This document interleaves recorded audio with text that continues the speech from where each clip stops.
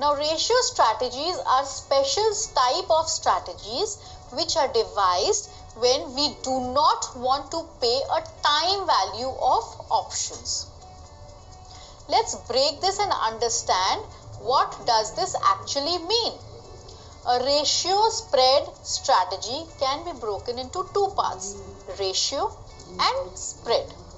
Spread, which we've already discussed before in our previous videos, means simultaneously buying and selling of options of the same category but at the different strike price and same expiry.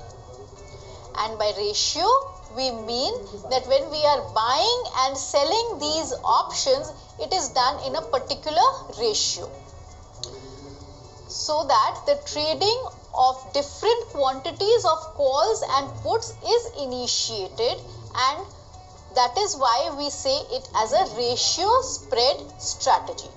So say we buy calls, say one lot, and simultaneously sell calls, maybe two lots. So we are actually buying and selling options.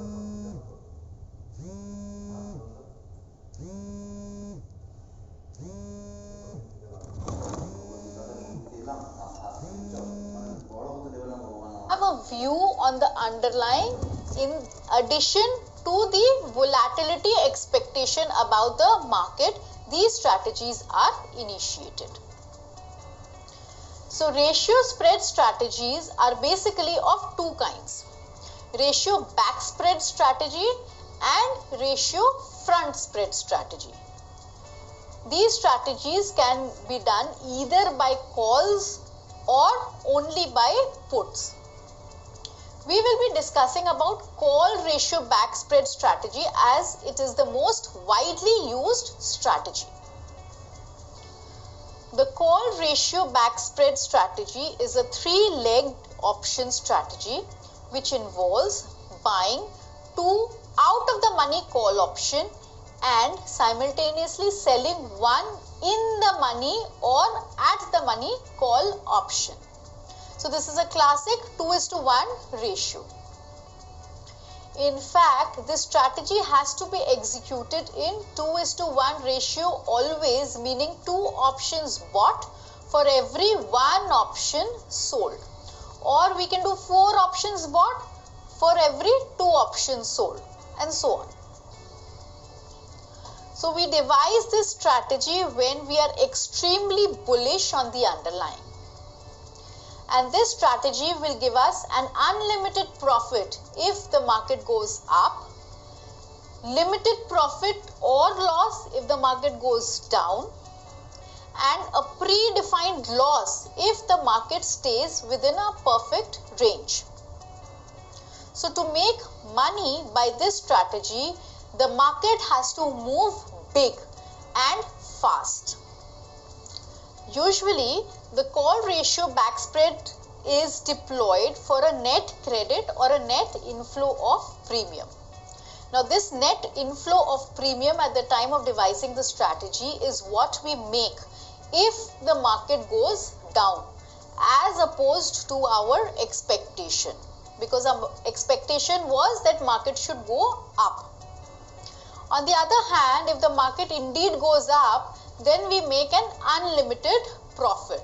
And this also explains why a call ratio spread is better than buying a plain naked call or a C+. Let's take an example and understand this better. Say assume that Nifty spot is trading at 10,743 and you expect that Nifty will hit say 11,000 by the end of the expiry. Clearly an extremely bullish look on the market. So we can implement a call ratio back spread, which we do by selling one lot of 10,600 call, which is in the money, and simultaneously we buy two lots of out of the money call option, that is 10,800 call. We need to make sure that the call options belong to the same expiry and they belong to the same underlying. And the third thing is that the ratio should be maintained of 2:1. So what we see is 10,600 call option, that is one lot short. The premium received for this is 201, and 10,800 call option, 2 lots long, C plus, the premium paid is 78 rupees per lot. So rupees 156 for 2 lots. So the net cash flow is premium received minus the premium paid, which is 201, minus 156, which is 45. So the net premium inflow from this strategy is 45 rupees. So with these trades, the call ratio back spread is executed.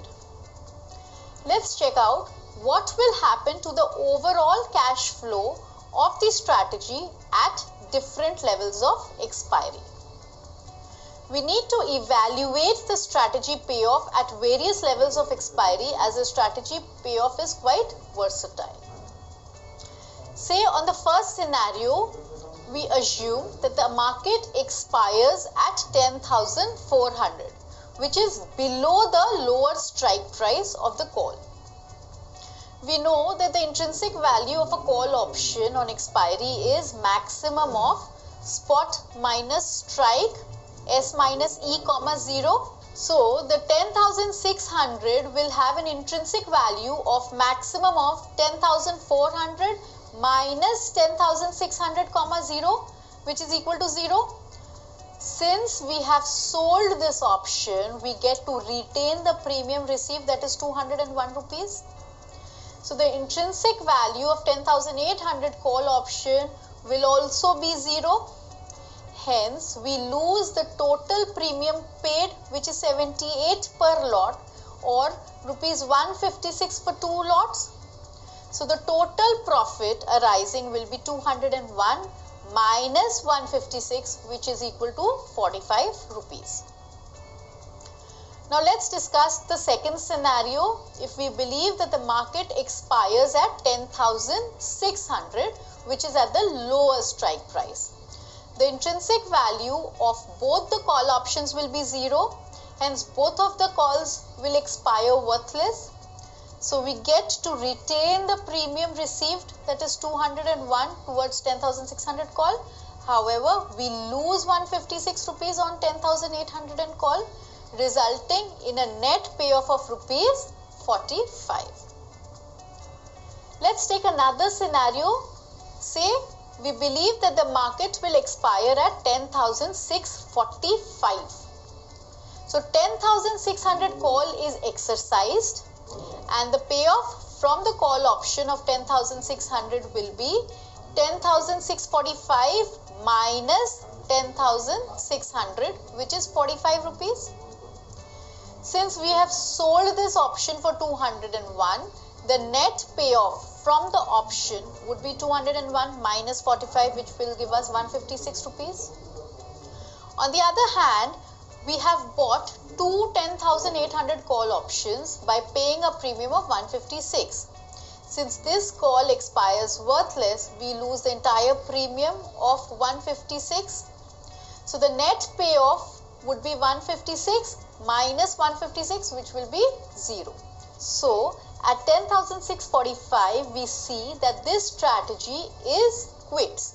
The trader neither makes any profit nor loss, and the trader is at the break-even point of its trade.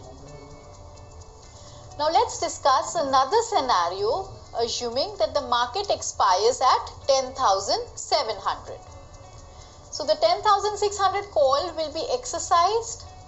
It will have an intrinsic value of 100 rupees, and the 10,800 will have no intrinsic value as it will lapse.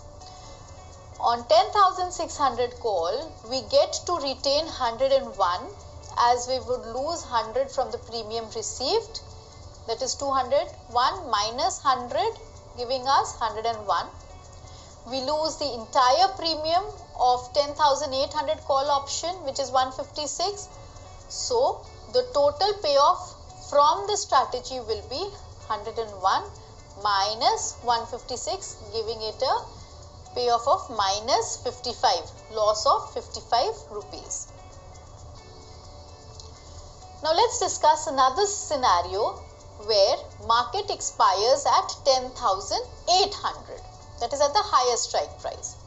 So at 10,800, 10,600 call will have an intrinsic value of 200. So our payoff from this leg will be 1 rupees. And at 10,800, the 10,800 call will expire worthless. Hence we lose the entire premium of 78 rupees per lot. So since we have 2 lots, we lose the entire 156 rupees. So this is the most painful point of this strategy. The net payoff of the strategy at this point will be minus 155. The next scenario, let's discuss when the market expires at 10,955.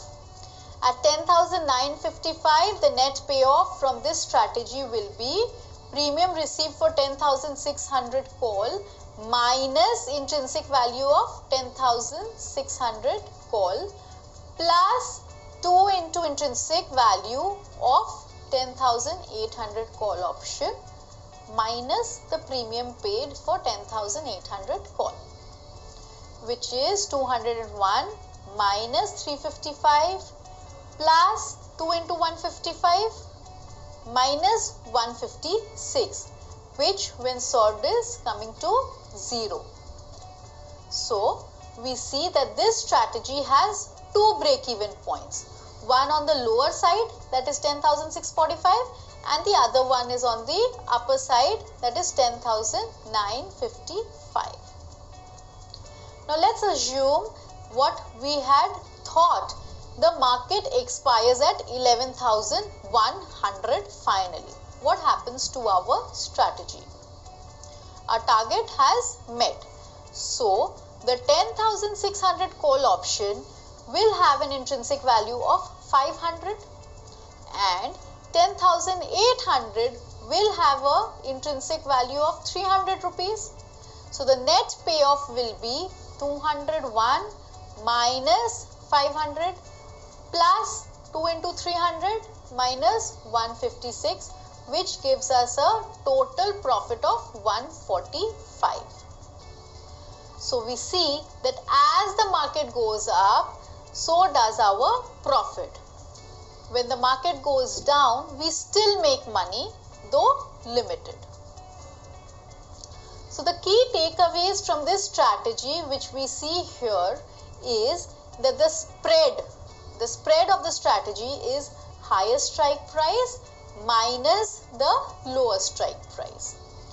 And the net premium inflow is equal to premium received for lowest strike price minus 2 into premium of highest strike price.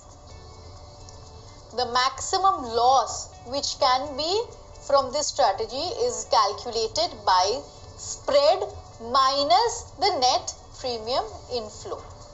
And when does this maximum loss occur? At the highest strike price. So the lower break-even point can be calculated by lower strike plus the net premium inflow, and the upper break-even point can be calculated by higher strike price plus the maximum loss. Now we must know that volatility increase in the underlying is good for this strategy as the premiums will increase.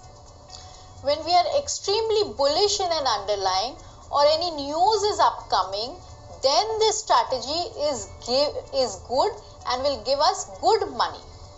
So with this, we come to the end of a call ratio backed spread strategy.